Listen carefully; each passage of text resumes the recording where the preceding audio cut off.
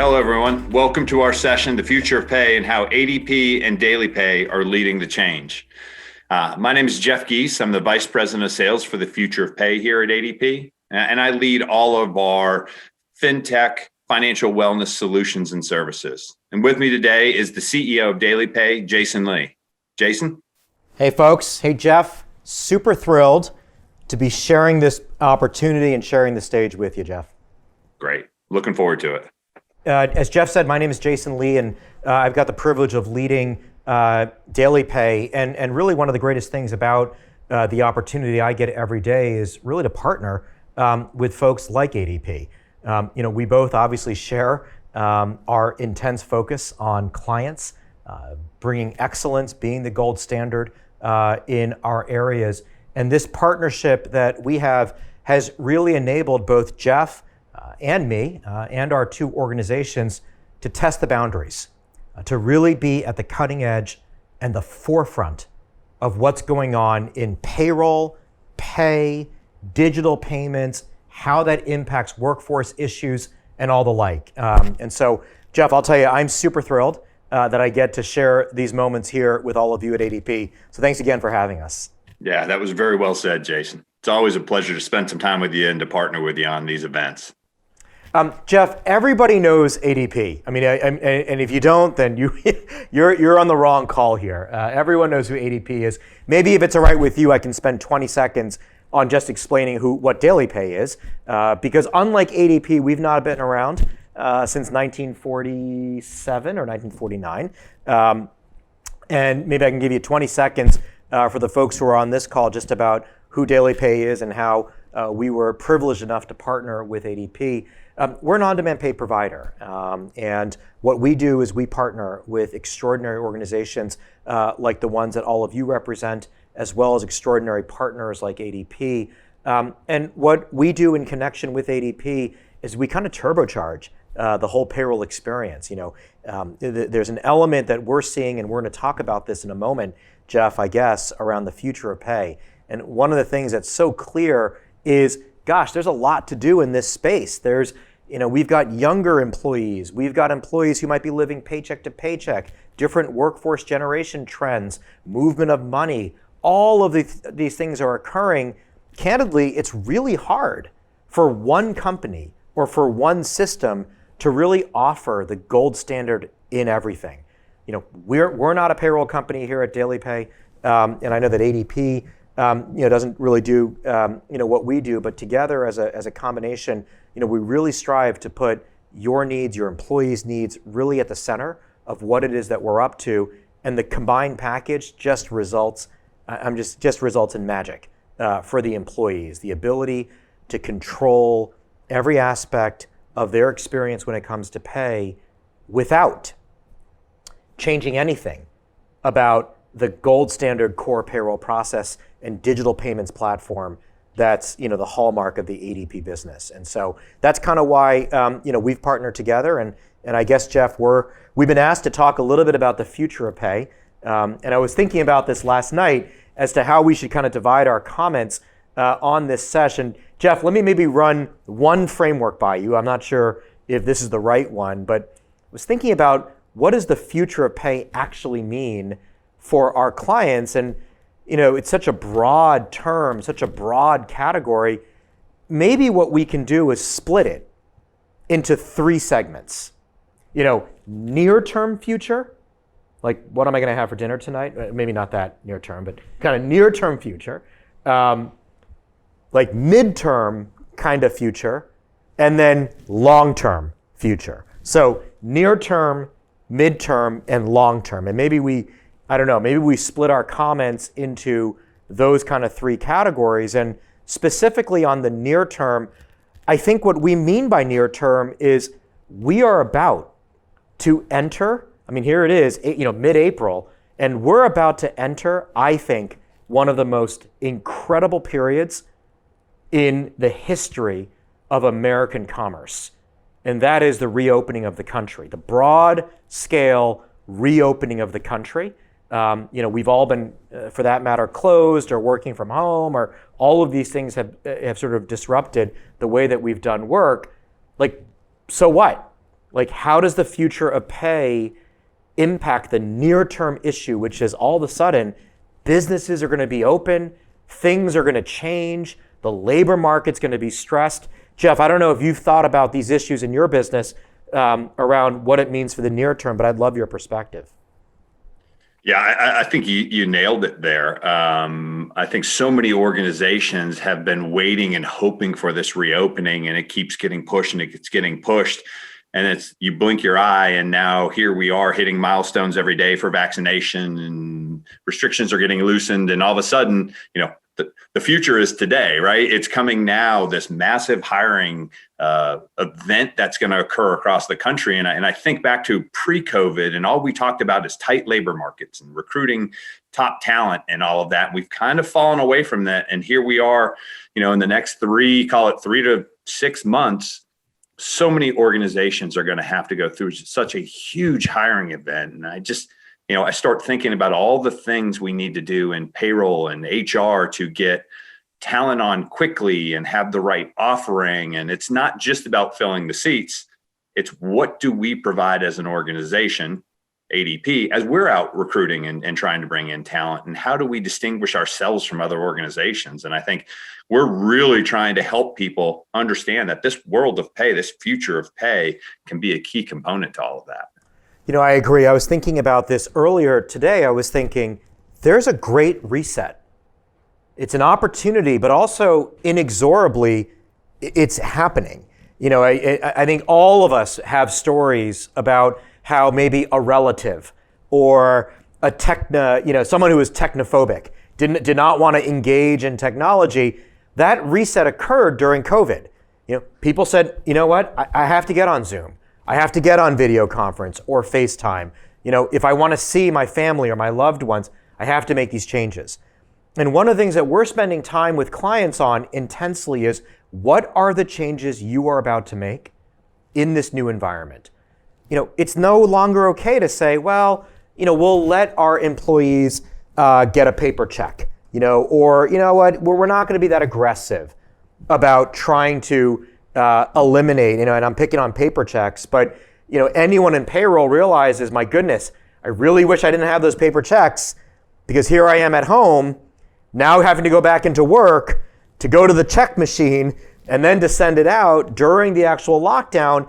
These were all preventable things. And as we kind of reopen and get back into the hiring phase, I have to believe, Jeff, the dialogue that you're having is like, what are we doing differently? Like, this is the great reset. It can't be business as usual. Like, we have to fix these issues once and for all. And I'm picking on paper checks because I know that's near and dear to your heart. But there's so much more embedded in that in terms of this is a seminal moment in American history where businesses are reopening. Come on, this can't be business as usual. Yeah, I agree with you. I see so many organizations that, maybe struggled when the pandemic hit, like so many organizations did. And then, employees have an expectation that things will change if things happen again. And we're on wave 2 and then wave 3 and then wave 4 of COVID. And believe it or not, the snowstorms that hit Texas and the Southeast, those freaks. Yeah, I forgot about, definitely. So many organizations were like, hey, we didn't quite fix it through the COVID pandemic. And now we got hit again with some other event that impacted employees' pay. And you know what? If we're going to be that employer of choice moving forward, we've got to fix some of these issues. And so many companies that believed in employee choice and still believe in employee choice, but are much more aggressive at saying, hey, this is a benefit to the organization. But importantly, this is a benefit to an employee if I can get them off a paper check and help them with banking fees and give them access to the digital world. How many businesses went cashless during all of this? And so many organizations are now really in that evaluation period of what do we do? How do we change it? How do we do that fairly quickly? And then I always try to get them to think about, let's not just replace one system with another. Let's replace one system with a new system. And then I think you use the word supercharge. Then how do we supercharge that system to take care of the tactical, but move it into the strategic for your organization to be? Yeah, look, I mean, we talk about the future of pay, but candidly, the future, the way you get there is by taking small steps. It's not as if we all hyper warp. It's not like Star Trek, or we don't just hyper warp into the future. you get there by taking very deliberate steps. And I think in the dialogue that we're having at the strategic level, I think every single company is thinking about the same thing. Really, I should say two things. Number one, what are the things that we are going to do differently as the company reopens, as the country reopens, as the labor market then takes another shift? What are we doing differently? And the second thing is, what are we doing that frankly doesn't cost that much? Yes, the country's reopening again. Yes, the labor market's going to move again. But we know that every single CFO right now is managing margin. We know every CFO is thinking to themselves, regardless of the business that you're in, it's still a little uncertain out there. Hey, are there minimal cost or no cost things that we can do that make a maximum level of difference? And I know that like 7 out of the last 10 conversations that I've had this week around, hey, what are the changes that we're making, all revolved around that, which is I got to get more for my investment. I need to make certain changes. I don't have budget to do that necessarily. I got a business case this stuff out. But gosh, if there are no or low cost ways of creating maximum impact, I'm all ears. And that's certainly what we're seeing here as it relates to this near-term future. Yeah, I agree with you. And I think even though, I think our stock market hits an all-time high, but if you look at the individuals that have been really impacted during this COVID pandemic, there's so many, I guess we call them financially vulnerable individuals that lost wages, right? Or struggled to get into the digital world or became focused on what they were paying for actual type of banking related services and where do they get loans from and how do they deal with all that. And even though we're opening up from the economy, there's still so many employees that really need financial wellness support from their employers. And I think more and more companies are going to expect from their employers as they come back to work or they get to full-time employment with their employer that, hey, you're not just going to give me a check or a direct deposit. You're going to help me kind of manage this financial stress and you're going to help me with this financial wellness. And certainly, I think you mentioned the younger generations. That's not a like to have, that's a must have if you're going to be going after the next gen workers when we roll out of this kind of COVID shutdown period. And I know your organization focuses on that too. Jeff, let me ask you this. How prominent is that dialogue right now with your prospects, your existing clients? This, where do you think people are in terms of thinking about, gosh, yeah, I see it, Jeff. The world's about to change. And I sort of use the analogy, this train is coming. And, whether or not you acknowledge it's coming or don't, it's coming. And, where do you think folks are? Do you think that people are in the category of, you know what, I'll wait till the train gets here? Or do you feel like the best companies are out there preparing ahead here? Give me a sense of that.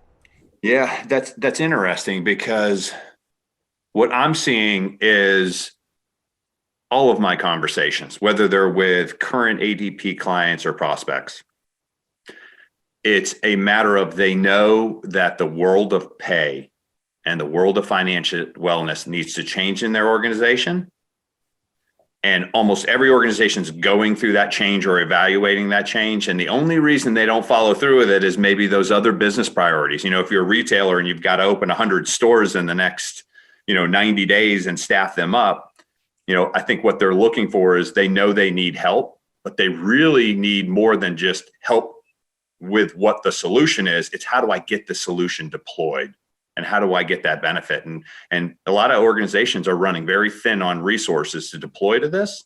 And so I know both of our organizations focus on not just, hey, let's give you the services you need that give the benefit to the employees, but how do we help you get the maximum value and get it up and running as quickly as possible? And that's, to me, that's what's going to help those organizations with thin resources be able to take that move. But I think almost every organization, with the exception of a handful of organizations that did it pre-COVID or during COVID, are really looking to try and solve for this right now. Yeah, I agree. Look, I'm going to summarize this first kind of section, if I may. This future of pay in the near term, I'm going to summarize it like this. Do something. Like if ever. And that's not us saying to do something. It's rather, this is the time. If not now, then when? We've gone through a seminal, catalytic, cataclysmic change. The world is literally on the precipice about to change again. And if you're not thinking about these things, then when? When will you think about kind of improving the employee experience, thinking about how you can use pay as a way to retain and recruit, not just the absolute dollar amount, although even that alone, there's been so much dialogue on, not every one of us can afford to pay Amazon-like fees, or Amazon-like or $15 an hour to our employee base. Some of us might only be able to pay 14 or 13 and for whatever reason, or 11 or whatever the reason that might be. But if not now, then when? Like, this is a perfect opportunity to rethink, to reevaluate, and to say, hey, are there changes, minor or major, that we ought to make at our company to take advantage and of this one-time move that we see that's about to occur? I think that's, Jeff, how I would summarize this near-term thing. It's not one idea or the other. It's look at it. Like, take a look, take a close look, because if not now, then when? Yeah, I think it's a great summary. And I think too, Jason, just to add to that, I think it's, like you said, do something now, right? Maybe it's not the full big bang rollout across the organization, but find your vendors and put your strategy in place and take that first step, right? Yeah. It doesn't have to happen overnight, but certainly, what I say, all journeys start with the first step, right? Take that first step, put some things in place. And then I know any us as partners, we'll work on whatever schedule makes sense based on all the other business factors. But yeah, you're right. Take a first step, move forward in your journey, and there's no better time than now to do that. Yeah. And so okay, so you established that, which is, hey, maybe folks are now, they're listening, they're paying attention, they've put up their volume on their computers, they don't just have this on the background. That was the big call to action. Like, hey, listen up. There's an incredible thing about to happen. With that, then how do you get to the medium term, the midterm future of pay? And this is where I think, Jeff, you and I spend a ton of time advising companies on and spending time with executives on, which is, well, what really is going on out there? And maybe I'll start by saying, look, I think the future is being shaped by our future generations. And that's a very sensible way to think about it. It's not me, and with all respect, Jeff, you, who's driving the future here. No, the future is being determined by the future generations. And that generation is digital native, digital first. Absolutely, no question about it. If you have children, probably going even as young as 5 years old, I mean, they're probably on, unfortunately, the mobile phone. But certainly older than that, that's who we are. That's the future of the workforce. Highly digitally enabled, able to control every single aspect, every 1944 song that they want to pull up on Spotify while they jump into a car, while they pay for food, while they do all these different things and digitally bank on their app. That's the generation who is going to be replacing us. And so the first thing, Jeff, I have to believe in your dialogue that you're hearing is the future of pay. It's about the future workforce. That's really who's driving this. But I'm curious your view, Jeff. Yeah, there's all kinds of stats out there, but millennials and Gen Zs now make up the greatest part of the workforce, right? More than any of the other generations. And so what's been interesting is you hear the good and the bad about every generation, right? I'm sure when we were the it generation that the previous generations had things to say, but you're right. This is a group that has lived their entire lives on technology. And some of the things that might have been thought as a benefit or a nice to have, they're requirements. I remember my first job when I told my dad, hey, I'm going to work at ADP 20 years ago. His first question he asked me is, how much does it pay? Right? Because that's what those generations thought of when they thought of employment. And this new generation is, we want to work for a company that cares about our financial well-being, right? We want to work for a company that gives us pay choice. We want to work for a company that gives us empowerment over these finances and provides these types of benefits. And, I would have never thought that would have been a major factor. It never was for me when I was working for employment.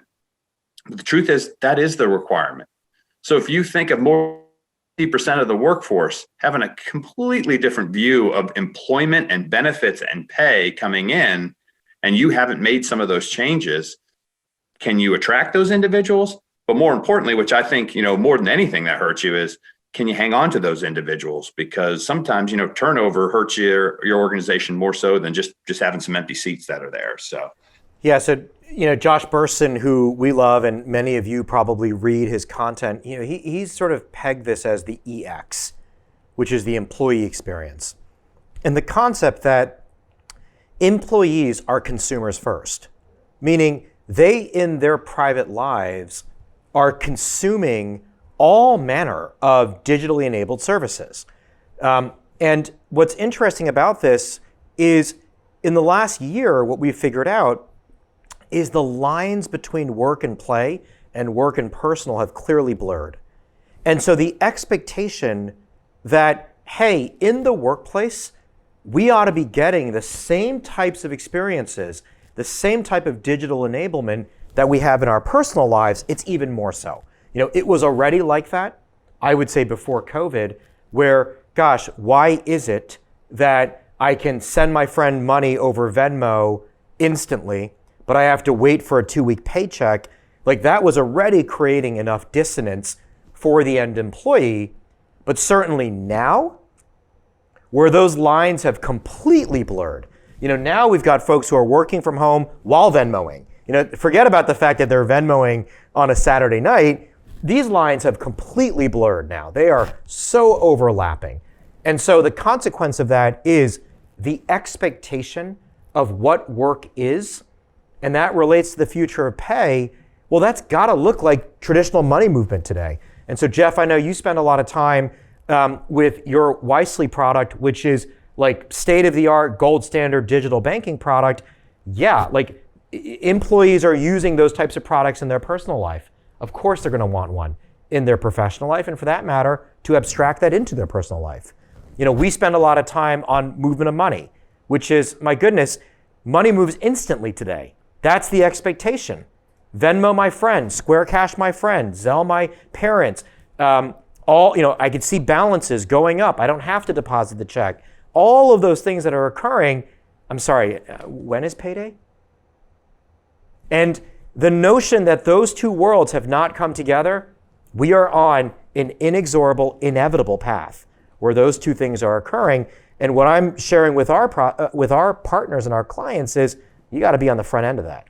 You cannot be chasing that after it's already occurring, because that really is a competitive disadvantage. The employee base is very, very smart, and they'll figure out what works best for their lifestyle before you will. Yeah, it's kind of two companies. Like 80% of the conversations I have are around financial wellness and speed to pay, right? And when you ask them, okay, well, why are you concerned with financial wellness? I know the answer, right? And why are you concerned with speed to pay? You're right. It's that this is what our employees are demanding. And when, right. When's the last time, someone in the HR or benefit or even the payroll world received phone call after phone call from employees asking about, can I get paid sooner? Right? I had a client call me the other day and said, we've gotten 5 requests from DailyPay from our employees. Can you tell us about the service, right? And we'll be working together to help them. I mean, the employees now have this expectation, and when that gets out in the marketplace, if you're that organization that says we pay every 2 weeks, that's a head scratcher for these individuals. And I just think it's been an interesting change in events. So, Jeff, you brought up something that's been on my mind too, and I want to kind of bring this up in the future of pay discussion. You brought up a very interesting point, which is, you're hearing that the future of pay revolves, or two central pieces of that are this financial wellness dialogue and speed. And I'm going to maybe take this in a slightly provocative direction, and maybe propose the following. So I was reading MetLife. So MetLife puts out their annual employee benefits study, So they put out a great study every single year, and they do a tremendous amount of work in trying to ascertain, well, what are the most important benefits for employees? And I think for those who are on the line here in the HR or total rewards or benefit space, you probably have also consumed that content. Anyways, I would tell you that they produce a top 20 list. So there are hundreds and hundreds of benefits out there, but they kind of pared it down to the top 20. Now, no surprise, the first benefit was healthcare, obviously. That was the first benefit. But I want to say something a little provocative. Financial wellness as a benefit was actually number 13. Still in the top 20, but there are a few things ranked higher than that. Now, that may sound contrary to what we're saying here, but actually I want to maybe guide this group towards a more interesting observation about that. Healthcare is the number one benefit that employees want. But what if the employee can't pay that deductible? What if the employee does not have the ability to pay the deductible? Either because they're paid by paper check, and so they haven't deposited the check, it hasn't cleared yet, or for that matter, they're not getting paid till next Friday, but they have a medical emergency. Either way, the employee doesn't have the benefit. Well, now we have a situation where we know the number one benefit that's being requested and that's most important is healthcare, but it's been rendered useless because the employee can't contribute or fulfill her end of that obligation. The reality is, for so much of the workforce, speed to pay, digitally enabled payments, that is what actually unlocks these other benefits.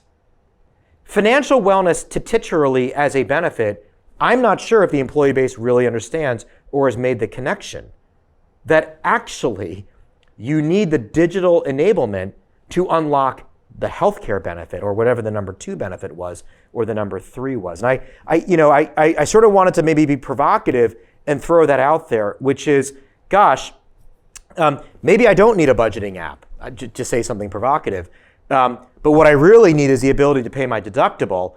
Well, it's all part of the same prism, right? The ability to have access digitally, instantly, through the top of the line banking system or banking card, or have that instantly through earned wage access, whatever it might be, that's what's unlocking the livelihood for the employee base. That's what I think the future of pay is. It's to reduce the friction that comes from all of these weird asynchronicities that we've created in the system.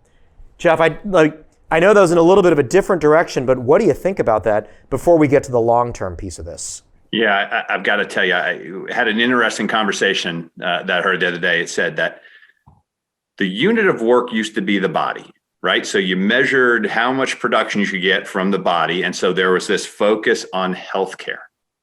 And nowadays, the unit of work is the mind, right? And so you've got to focus on the mental health of your employees, right? So what I'm really talking about is stress levels, right? So while you're saying healthcare was number one, I don't disagree with healthcare being number one, but I think what a lot of organizations maybe don't make the connection to is the financial wellness aspect that we deliver, is that we reduce that financial stress. And by the way, financial stress is the number one reported stress factor for all generations and all workers. And so, I say, hey, you're saying they're connected, through enabling employees to fulfill their side of healthcare. And I'll take it one step further and saying, not only that, financial wellness could be considered part of your overall health and welfare, your benefit offering, because alleviating that stress and making that real change to the stress level in someone's lives can have a tremendous impact, I say mental health, but on their physical health as well. So there's a lot of connections you can make between these two pieces. It's a great transition, because I know we've got only a few minutes left, to kind of the long term.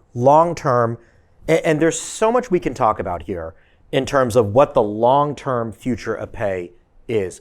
But I want to focus on one aspect, actually. And it may be an aspect that we don't talk a lot about in these types of forums or in these types of contexts, but I want to maybe pose it as a provocative thought, which is the long-term future of pay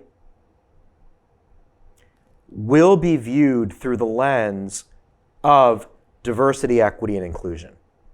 And that's a provocative statement. And I'm not talking about merely the pay rate. I'm talking about the methodology of pay, how you are paid. What does that mean, and what does that say about your organization? And it's a provocative statement, but maybe, Jeff, some reactions. The long-term future of pay, it will be evaluated and will be viewed through the lens of DEI. What do you think?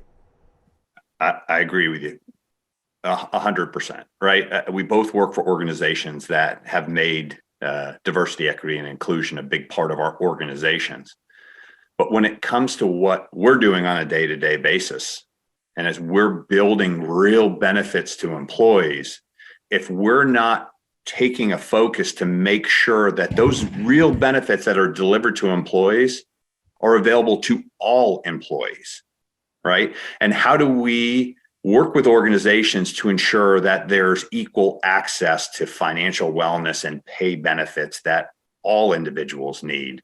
It is a big focus of where we're trying to go with this product and our service. And it doesn't have anything to do with selecting the card. It's making sure that the financial system is inclusive at the same rate and the same benefits for all of your employees. And it's something that we look at every day.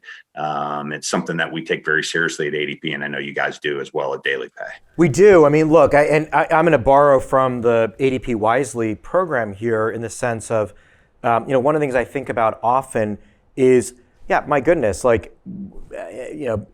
folks who have inferior banking alternatives or inferior ways of receiving their pay, they are actually suffering, and paying, the tax, so to speak, on either asynchronicity, paper check to deposit, or maybe, suboptimal banking fees, and these things do disproportionately tend to affect certain communities of our employee base. And, so I think a lot about, the future of pay, we want to offer the best technology, the best product, the best way for employees to very simply, elegantly, transparently receive their money when they want to, period, full stop. And having that level of, that equitable treatment where everyone can just access everything simply, easily, transparently, with the lowest cost possible, I think, and this is my prediction, I think the long-term future of pay will have some aspect of that.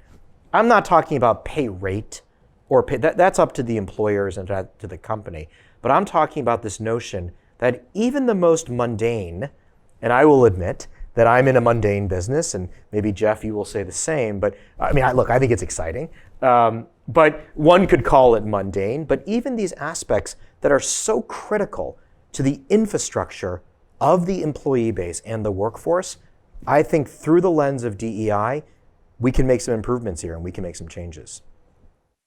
Yeah, I agree with you. There's so many stats coming out right now about the disproportionate payments for the digital and financial world based on so many different factors. And I think about we're creating platforms that don't look at any individual in any other way than, hey, every individual is the same and every individual gets access. And, you think about so many businesses that operate in small localities that you don't have banking options available in your community, right? Or there's other reasons why you don't take advantage of those limited banking options. And now we can come in and really kind of break down all of those barriers and offer this out. And I think that's something that if we don't focus on it, you and I as service providers, and we don't help clients and prospects focus on that, then that's going to be an issue in the future. And I think it's something that we really can solve for as we continue to work together and grow our service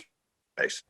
Well, Jeff, I appreciate you having us. We love partnering with ADP. We think this combined package, it's a classic 1 + 1 = 10. We know that you are highly selective, just given the franchise of who you partner with. We're thrilled that we made the cut and that we get to partner together. So thanks again for having us. Jason, anytime. You know how this partnership didn't happen overnight. It happens because of the core qualities that you and your teams deliver back to us and our clients. And so it was a pleasure having you. Pleasure spending time here with you today, and looking forward to many more engagements with you in the near future. Well, thanks, everybody. Thanks for joining.